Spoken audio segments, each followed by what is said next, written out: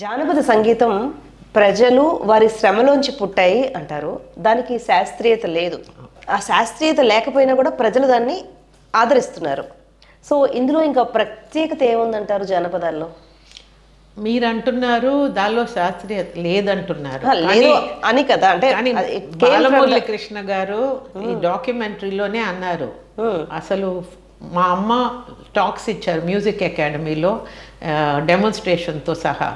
జానపద గేయం foundation for classical music. ఆ రోజుల్లో శాస్త్రీయ సంగీతం ఉండేది కాదు. అంతకంటే లేనప్పుడు న్యాచురల్గా వీళ్ళు రాగాలు వాళ్ళ జన్యాలన్నీ వాళ్ళకి ఆటోమేటిక్గా ఉండేవి, మారేది కాదు. మారితే ఆటోమేటిక్గా ఆ రాగంలోకి వెళ్ళేది. బట్ ఆ రెండింటికి ఏదో కనెక్షన్ ఉండేది. అన్కనెక్టెడ్గా డిస్కనెక్టెడ్గా వాళ్ళు ఏ పాటలు పాడలేదు. సో జానపద సంగీతం శాస్త్రీయం కాదు అన్నారు మీరు. శాస్త్రీయమే. శాస్త్రీయం అని కాదు, శాస్త్రీయం అందులోంచి పుట్టింది. వాళ్ళు స్టార్ట్ చేశారు. వాళ్ళకి ఏమిటి ఓన్లీ థింగ్ లిరిక్స్ వాళ్ళు పాడుతున్నది. మీరు అది పాడేప్పుడు కొంచెం లిరిక్స్ మారేవి, అది ఇంకొకరు పాడితే ఆ లిరిక్స్ మారి దానికి అలా అలా ఈ ఎంతటి వాడే చిన్ని కృష్ణులో రావణుడు గురించి పాడుతున్నారు, కృష్ణుడి గురించి వస్తారు. ఆ రావణుడిని చంపాడు, కృష్ణుడి గురించి స్టోరీ వస్తుంది. ఆ వాళ్ళకి రావణుడు అది ఒరిజినల్గా అలా ఉండేదా లేకపోతే పాడే వాళ్ళు కన్ఫ్యూజ్ అయ్యిద్దరిని మిక్స్ చేశారా? బట్ అలా తరతరాలుగా వస్తున్నవి ఇలా మారేవి. బట్ ఆ సంగీతం, ఆ బీట్, ఆ రిథమ్ అవన్నీ వాళ్ళు ఎంత ఒక గొప్ప ఫౌండేషన్ ఇచ్చారు మన మ్యూజిక్కి. అందుకోసం జానపదాలు మనం ఎప్పుడూ దాని ఇంపార్టెన్స్ మర్చిపోకూడదు.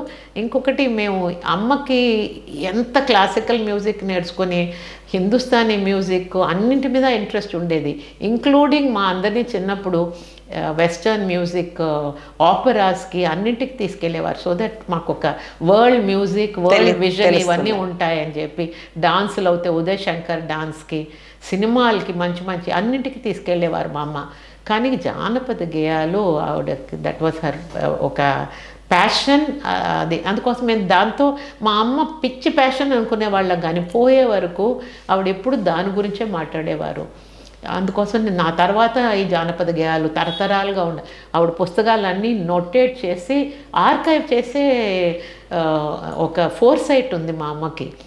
ఇప్పుడు మేము అమ్మ పేరులో తెలుగు యూనివర్సిటీలో జానపదకి గేయానికి ఒక గోల్డ్ మెడల్ స్టార్ట్ చేసాం అమ్మ పేరులో, ఇక్కడ హైదరాబాద్ తెలుగు యూనివర్సిటీలో.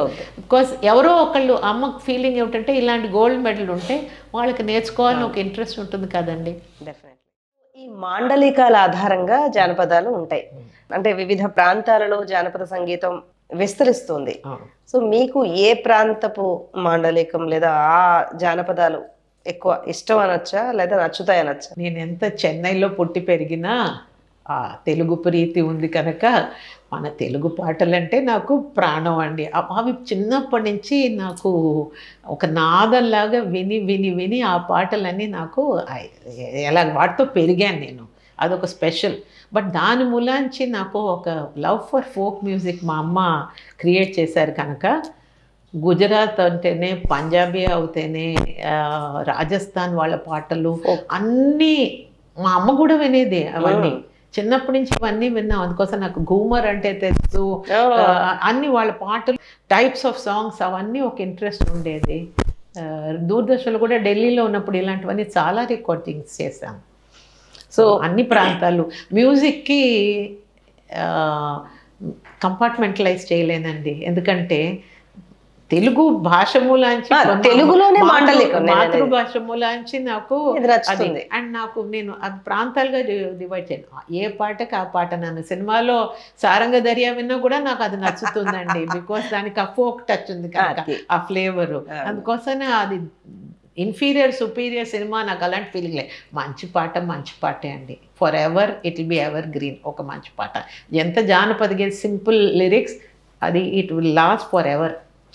జానపద గీతాల్లో మీకు బాగా నచ్చిన సింగర్స్ లేదా రచయితలు ఎవరైనా ఉన్నారా ప్రత్యేకంగా చెప్పుకోవడానికి? నాకు రచయితలంతా ఇప్పుడు సినిమాలకి రాస్తున్నారు కదండి. మా అమ్మ వాళ్ళు పాడే పాటలు ఒరిజినల్ వాళ్ళు పాడే వాళ్ళు ఒక్కొక్క చోటకి వెళ్ళి. ఏదైనా ఒక్క ఒరిజినల్ పాట చెప్పరా? ఇప్పటి వరకు ఏ సినిమా టచ్ చేయండి అమ్మ దగ్గరే మాత్రమే విన్నది? పూల బాసలు తెలుసు ఎంకికి, పూల బాసలు తెలుసు ఎంకికి, పూల మనసు తెలుసు ఎంకికి, ఇలాంటి పాటలన్నీ గూస్ బంప్స్ వస్తున్నాయి నాకు. ఇది ఆయన ట్యూన్ ఆయన పెట్టింది, మా అమ్మ నేర్చుకుంది. అలాగే మొక్కజొన్న తోటలో అని ఒక పాట, మా అమ్మ సీత అనసూయ అంటే సినోనిమస్ అయిపోయింది ఆ పాట. ఎవరు మొక్కజొన్న తోటలో పాడిన సీత అనసూయ అని అడుగుతారు, ఎందుకంటే వాళ్ళు చాలా పాపులర్, చాలా పాపులర్ అయింది. అది కొనకళ్ళ వెంకటరత్నం గారు అని ఒక ఆయన రాసిన పాట. ఇది ఒరిజినల్ జానపద గేయం కాదు, బట్ ఈ పాఠములోంచి జానపద గేయాలు బ్యూటీ. ఇప్పుడు మనకెప్పుడు ఒక మార్కెటింగ్ చేయాలి కదండి, ఎంత మంచి ఐడియా ఉన్నా కూడా ట్రైలర్ చేస్తాం కదా. అలాగే ఈ మొక్కజొన్న తోటలో ఇట్ రీచ్డ్ ఎంత పాపులర్ అయిందంటే, మా అక్క నేను డాన్స్ ఆవిడతో చేసే ముందర, మా అక్క చిన్నప్పుడు ఆంధ్రాలో డాన్స్ చేసినప్పుడు ఈ మొక్కజొన్న తోటలో కోరియోగ్రాఫ్ చేసి తన చేత డాన్స్ చేయించేవారు ప్రతి ప్రోగ్రాంలో. అంత పాపులర్, అందరూ ఫుల్ ప్రోగ్రామ్ వెయిట్ చేసేవారు మొక్కజొన్న తోటలో కోసం. అవును, చాలా బాగుంది. నేను ఎంకి పాటలు నేను కూడా నేర్చుకున్నాను. అవునా? మాకు సంగీతం టీచర్ ఉండేవారు, ఆవిడ క్లాస్ అయిపోయిన తర్వాత పాటలు నేర్పేవారు. ఇంకితో తీతానికెళ్ళాలి, సంకలో పిల్లోడు సంబరాలు పడుతుంటే, ఇంకితో తీతానికెళ్ళాలి, కోనేటిలో తానమాడాలి, గుడి చుట్టూ ముమ్మారు తిరగాలి, కోపాలు తాపాలు మానాలి, కోపాలు తాపాలు మానాలి, దైవమున్నాడంచు తడిపించుకోవాలి, ఎంకితో తీర్థానికెళ్ళాలి. ఎన్ని పాటలు నేర్పారోనండి, మీ ధర్మం అని ఈరోజు నేను గుర్తు చేసుకుంటున్నాను. ఎంకి పాటలు ఎన్ని పాడేవారంటే మా అమ్మ వాళ్ళు, అది రికార్డ్ చేయడం అంటే వాళ్ళ పాపం పర్మిషన్ ఇవ్వలేదు. నందూరి సుబ్బారావు గారు ఒరిజినల్ ట్యూన్స్ పాడేవారండి అమ్మ వాళ్ళు, కానీ ఆయన ఎంత బాగా ట్యూన్ చేశారు జానపద గేయాల స్టైల్లో. పూల బాసలు తెలుసు ఎంకికి, పూల బాసలు తెలుసు ఎంకికి, ఆ పూల మనసు తెలుసు ఎంకికి అని ఎంత ఎంత హాయిగా ఉంది వింటుంటే. చాలా రమ్యంగా పాడారు మీరు కూడా. వెలుగులో నీ మీద నిలపలేనే మనసు, ఆరిపోయేవే దీపము. ఈ పాటలన్నీ మా అమ్మ వాళ్ళు కచేరీల్లో పాడేవారు. ఆరిపోయేవే దీపము సూపర్ కదండి, అసలు భలే గుర్తొచ్చింది మీకు. చాలా బాగుంది, thank you. Nice and wonderful memories. ఇంకొకరండి అడవి బాపిరాజు గారు, ఆయన రాసిన తత్వం ఒకటి వీళ్ళు ప్రతి కచేరీలో పాడేవారు. అది ఎంత పాపులర్ అయిందంటే 1970sలో మా అక్క ఈ రికార్డింగ్ అమెరికాలో ఒక ఎల్పీగా రిలీజ్ చేసింది. ఇప్పుడు ఆ రికార్డింగ్ శోభన గారు ఆయన ఐ థింక్ ఛానల్లో వేశారు. ఇది ఈ కొండండోరి చెరువుల కాడ చేసిరి ముగ్గురు ఎగసాయం, ఒకటికి కాడి లేదు రెండు దూడలేదు. చాలా పాపులర్ అయిపోయి వైరల్ అయిందండి వాళ్ళ. అందుకోసమని జానపద గేయాలకి అలాంటి స్కోప్ కూడా ఉంది. ఇప్పుడు అందరూ వింటున్నారంటే ఈ పాట ఎంత ఎవర్ గ్రీన్గా ఉంటాయని మీరు ఆలోచించండి. ఈ పాటలు కాడి దూడ లేనగ సాయం పండెన మూడు పంటాలొకటి, వడ్లు లేవు రెండు గడ్డి లేదు. చాలా ఆ తత్వం ఏమిటి ఎవరికి తెలియదు. అందరూ నన్ను అడుగుతారు దీని అది తెలుసుకో అని అన్నారు, ఏమిటి దీనికి మీనింగ్ అని అడుగారు. ఎవరికి తెలియదు. మా అమ్మతోనూ ఆయనతోనూ వాళ్ళందరితోనూ దాని అర్థం పోయింది. ఇవన్నీ చెప్పుంటారు అమ్మ ఎక్కడో కదా. అవును, అది మనం అందరం మిస్ అయ్యాం. సో అలాంటిది లేకుండానే మీరు ఒక డాక్యుమెంటరీ చేశారు మొత్తానికి. సో మీ అమ్మగారి జానపద సంగీతం ఈ వారసత్వాన్ని మీరు ఎలా కొనసాగిస్తున్నారు? ఇప్పుడు వాళ్ళలాగా పాడేవాళ్ళు దొరకడం చాలా కష్టం. ఇప్పుడు అదృష్టం ఏమిటంటే వాళ్ళు జానపద ఒక శాఖ ఆల్ ఇండియా రేడియోలో ప్రారంభించిన తర్వాత ఆ ఒరిజినల్ ఫోక్ సింగర్స్ అందరినీ ఆడిషన్. మీ అమ్మగారి ఈ జానపద సంగీతానికి ఉన్న ఈ వారసత్వాన్ని మీరు ఎలా కొనసాగించాలనుకుంటున్నారు? ఇప్పుడు మా అమ్మ ఈ పాటలన్నీ సేకరించిన పాటలన్నీ నోటేట్ చేసి 7 పుస్తకాలుగా పబ్లిష్ చేశారు. అందులో తిరుపతి దేవస్థానం వారు ఒక 5 పుస్తకాలు మన ట్రెడిషనల్ సాంగ్స్, ఆంధ్రాలో పెళ్లి పాటలు, మంగళహారతులు ఇలాంటివి జానపద గేయాలే కాక అవన్నీ కూడా పబ్లిష్ చేశారు. ఈ జానపద గేయాలు ప్రత్యేకంగా కలెక్ట్ చేసినవి పాపులర్ అన్నీ మా అమ్మ లిరిక్స్తోనూ నోటేషన్స్తోనూ పబ్లిష్ చేశారు.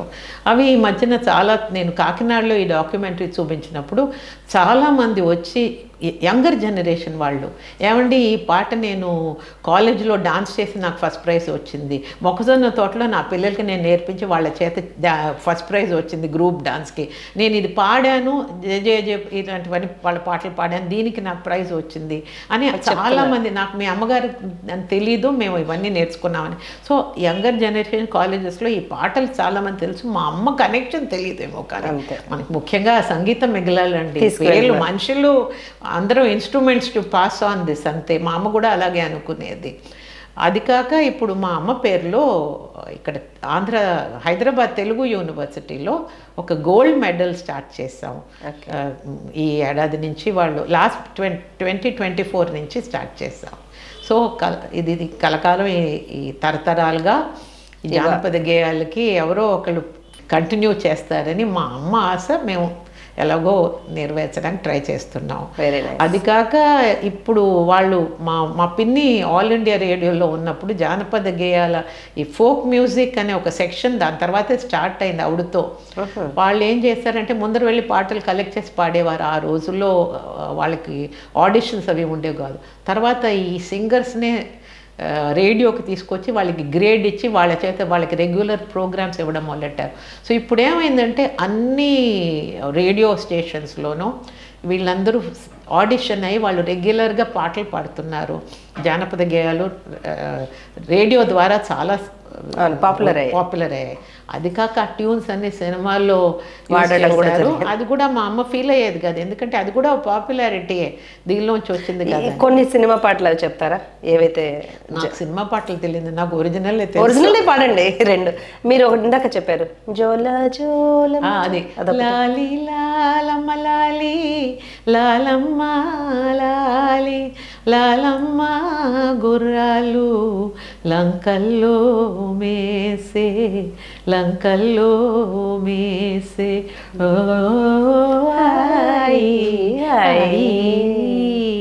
ఇది అసలు ఈ జానపద గేయాలు సినిమాల మీద ఎంత ఇన్ఫ్లుయెన్స్ ఉండేదంటే రోజులు మారాయి అనే సినిమాలో వహీదా రెహమాన్ ఫస్ట్ ఇంట్రడ్యూస్ చేశారండి. ఈ పాటకి డాన్స్ చేశారు ఆవిడ. అది వేణు మాస్టర్ గారు మా అమ్మ దగ్గర ఈ పాట విని అడిగి ఉపయోగించారు ఆ సినిమాలో. నాకు లిరిక్స్ అంత జ్ఞాపకం లేదు కానీ మా అమ్మ పాడిన బిట్టు నాకు బాగా, ఇది కొంచెం లైన్, పోలేరమ్మ మెడకల మీద పుల్లలకేత చిట్టన్నో అయ్యో చిట్టన్న. అరే ఇది చూస్తుంటే అది గుర్తొస్తుంది, ఎరువాక. అదే అండి, అదే పాట నేను చెప్తున్నా, ఎరువాక సినిమాల్లో ఇది అనమాట. ఇది ఫస్ట్ మా అమ్మ 8 ఏళ్ళప్పుడు అంటే 1928లో HMV రికార్డ్ ఇచ్చారు. ఇది ఈ ట్యూన్ సినిమాలో ఫస్ట్ వహీదా రెహమాన్ ఇంట్రడ్యూస్ చేశారు. అది సూపర్ హిట్ అన్ని భాషల్లో, హిందీలో కూడా ఉంది ఇదే సినిమా, ఇదే పాట. జానపద కళాకారులకు మీరు ఇచ్చే సందేశం? జానపదాలు మనకు ఒక ట్రెజర్ చెస్ట్ అండి, మనం వాటి ఇంపార్టెన్స్ ఎప్పుడు మర్చిపోకూడదు. ఎంత నాకు సంగీతం నేను చెప్పాను కదా, దానికి డిమార్కేషన్స్ లేవు, దాన్ని మనం కంపార్ట్మెంటలైజ్ చేయలేము. అన్ని విధాల మంచి సంగీతం.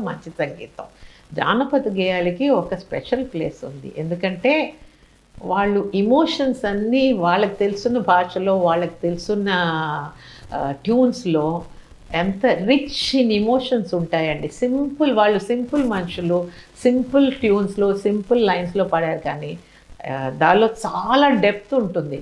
ఆ బ్యూటీ ఇది మనం ఎప్పుడూ దాన్ని అప్రిషియేట్ చేసి దాన్ని కలకాలం భావితరాలుగా ఈ జానపద గేయాలు మన ట్రెజర్ మన దగ్గర నుంచి పోకుండా చూసుకోవాలి. అది మన రెస్పాన్సిబిలిటీ అని మన అందరం తీసుకుని దాన్ని అందులో మీ ఛానల్ వారు పాపులరైజ్ చేస్తున్నారని నాకు చాలా సంతోషం. దానికి ఒక ఇంపార్టెన్స్ ఇచ్చి ప్రజలకు చేరేట్టు చేస్తున్నారు.